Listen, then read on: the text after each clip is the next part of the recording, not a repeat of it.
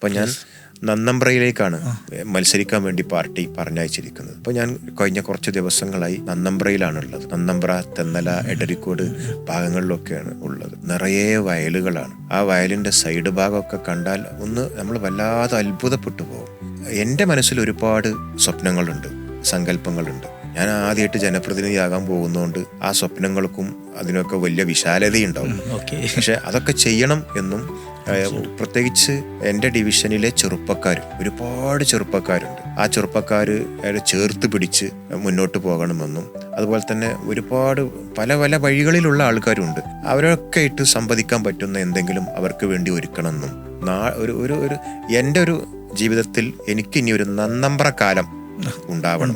ഒരു youth league കാലം ഉണ്ടായിട്ടുണ്ട്, ഒരു MSF കാലം ഉണ്ടായിട്ടുണ്ട്, ഒരു കാരുണ്യ പ്രവർത്തനത്തിന്റെ ഒരു ഘട്ടം എനിക്ക് ഉണ്ടായിട്ടുണ്ട്. അന്നതുപോലെ തന്നെ എനിക്കൊരു നന്നമ്പ്ര കാലം എൻ്റെ മനസ്സിൽ ഉണ്ടാവണം എന്നാണ് എൻ്റെ ഒരു ആഗ്രഹം.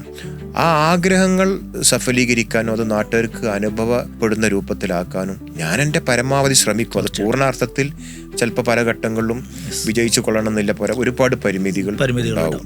അപ്പോൾ ഇത് പറഞ്ഞതാണ് യൂത്ത് ലീഗ് ഉയർത്തിയൊരു മുദ്രാവാക്യമാണ് പുതിയ കാലം പുതിയ വിചാരം. അത് വികസന കാര്യത്തിലും അനിവാര്യമാണ്, ആവശ്യമാണ്. പുതിയ കാലം പുതിയ വിചാരങ്ങളും ആവശ്യമാണ്. പുതിയ കാലത്തെ പുതിയ വിചാരങ്ങളാണ് പുതിയ തലമുറ ഇഷ്ടപ്പെടുന്നത്, ആവശ്യപ്പെടുന്നത്. എന്നാൽ ഈ നിലവിലുള്ള റോഡും കുടിവെള്ളവും മറ്റ് പാലും ഇതൊക്കെ നമ്മളൊരു ഭൂപ്രകൃതിക്കനുസരിച്ച് അതൊക്കെ മെയിൻറ്റെയിൻ ചെയ്ത് പോകേണ്ടതുണ്ട്.